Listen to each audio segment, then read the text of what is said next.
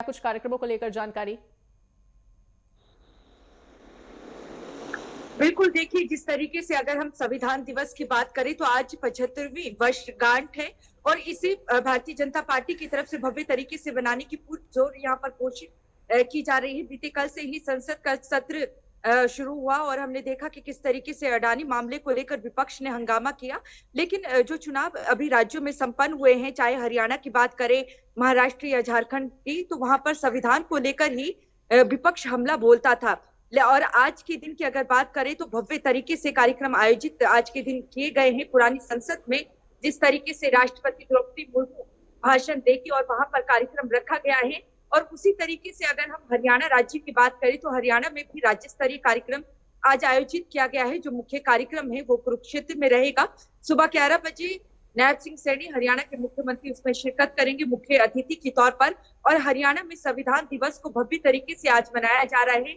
जितने भी विधायक हैं, मंत्री हैं, राज्यसभा सांसद हैं और उनकी और लोकसभा सांसदों की ड्यूटी भी लगाई गई है। और ऐसे में अगर हम बात करें राज्यपाल बंडारू दत्तात्रेय की, वो सोनीपत में मौजूद रहेंगे और पूरी कोशिश रहेगी कि संविधान को लेकर जिस तरीके से अगर हम विपक्ष के नेता राहुल गांधी की बात करें, वो हमेशा ही प्रधानमंत्री नरेंद्र मोदी को निशाने पर लेते आए हैं कि वो संविधान अगर बीजेपी 400 पार करती है तो संविधान बदल देगी। लोकसभा में कांग्रेस से कहती नजर आए थे, खासतौर से राहुल गांधी, और हरियाणा विधानसभा चुनाव में और महाराष्ट्र में भी उन्होंने ये मुद्दा उठाया था। लेकिन ये मुद्दा मुंह के बल जरूर गिरा था।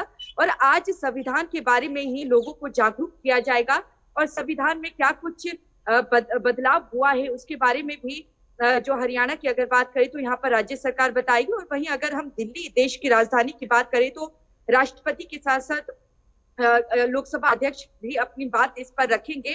तो कहीं ना कहीं संविधान एक बड़ा मुद्दा चुनाव में बन गया था और आज वर्षगांठ है।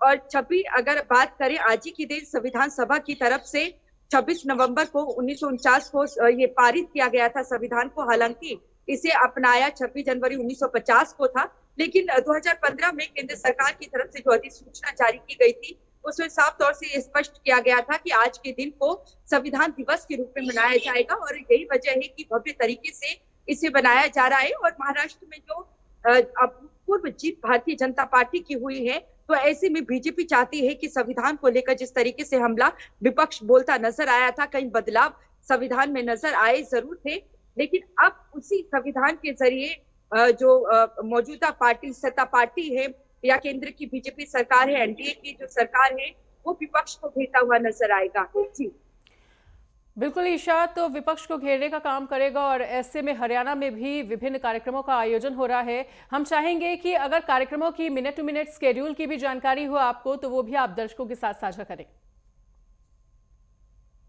बिल्कुल, देखिए अगर हम सोनीपत की बात करें तो सोनीपत में बंडारू दत्तात्रेय पहुंचने वाले हैं। और इसके अलावा क्योंकि राज्य स्तरीय जो मुख्य कार्यक्रम है वो कुरुक्षेत्र में रहेगा 11 बजे के आसपास, 11 बजे के करीब जो मुख्यमंत्री नायब सिंह सैनी है वो पहुंचेंगे। इसके अलावा जो कार्यक्रम यहाँ पर जारी किया गया है उसमें राई हल्के की अगर बात करें तो यहाँ पर कृष्णा गहलावत जो कि विधायक हैं वो पहुंचेंगी। खरगोदा की विधायक की अगर बात करें वो खरगोदा पहुंचेंगे। और इसी तरीके से गन्नौर के विधायक गन्नौर पहुंचेंगे। इस तरीके के कार्यक्रम यहाँ पर रखे गए हैं। अगर हम बात करें हरियाणा विधानसभा के जो अध्यक्ष हैं हरविंदर कल्याण, उनका कार्यक्रम असंध में रखा गया है। और जितने भी जो भी स्थानीय विधायक हैं उन्हें अपने अपने हलकों में यहाँ पर जाने के लिए कहा गया है। और आज के कार्यक्रम को पूरी तरीके से बनाने के आदेश यहाँ पर दिए गए हैं। अगर हम यमुनानगर की बात करें तो श्याम सिंह राणा जो कि हरियाणा के कृषि मंत्री हैं वो यहाँ पर कार्यक्रम में मौजूद रहेंगे। अगर पंचकुला की बात करें तो कृष्ण कुमार बेदी सामाजिक न्याय एवं अधिकारिता मंत्री हैं हरियाणा के, वो पंचकुला में इस कार्यक्रम में मौजूद रहेंगे। अगर हम बात करें विकास एवं पंचायत मंत्री कृष्णलाल पवार की, वो कैथल में मौजूद रहेंगे। शिक्षा मंत्री महिपाल ढांडा की अगर बात करें, उन्हें पानीपत यहाँ पर सौंपा गया है। इसी तरीके से राज्यसभा सांसद सुभाष बराला की अगर बात करें तो उन्हें, क्योंकि टोहाना से वो आते हैं और फतेहाबाद में ही टोहाना पड़ता है, फतेहाबाद उन्हें दिया गया है। भिवानी महेंद्रगढ़ की अगर यहाँ पर बात करें तो यहाँ पर धर्मवीर सिंह मौजूद रहेंगे जो कि लोकसभा सांसद हैं।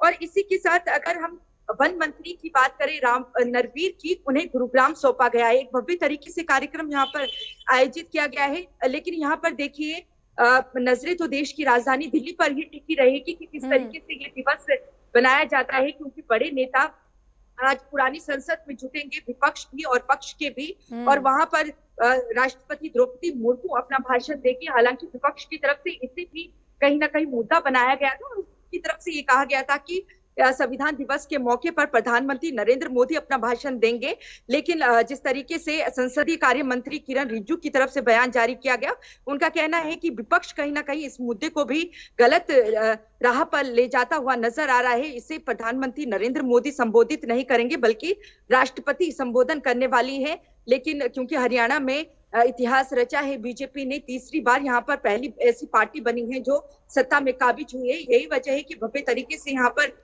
कार्यक्रम आयोजित किए गए हैं और संविधान के बारे में ही लोगों को अवगत करवाया जाएगा और ये बताया जाएगा कि इस संविधान को भले ही स्वीकार किया गया था, पास जरूर ये 26 नवंबर को हुआ था, लेकिन इसे स्वीकार किया गया था 26 जनवरी 1950 को। तो ऐसे में जो देश के लिए जो स्वतंत्रता सेनानी है, जिन्होंने अपनी जान निछावर की है, इसके अलावा जिन्होंने जान निछावर करने के साथ साथ जिन्होंने देश की आजादी के लिए लड़ाई लड़ी और बाद में इस संविधान को रचा गया, उसके लिए जो सत्ता पार्टी है वो आगे क्या कुछ करने वाली है, क्योंकि प्रधानमंत्री नरेंद्र मोदी भी कहते नजर आए हैं कि संविधान को बदला नहीं जाएगा। लेकिन लगातार जो कांग्रेस नेता राहुल गांधी हैं, जो विपक्ष के नेता हैं, वो हमेशा ही प्रधानमंत्री पर ये निशाना साधते नजर आए हैं कि वो संविधान को बदल देंगे। तो ऐसे में आज का जो दिन है बड़ा अहम रहने वाला है, क्योंकि विपक्ष चाहे विधानसभा चुनाव हो या लोकसभा चुनाव संविधान के मुद्दे पर ही लड़ा था। जी ठीक है ईशा, तो तमाम जानकारी को साझा करने के लिए आपका बहुत बहुत शुक्रिया। तो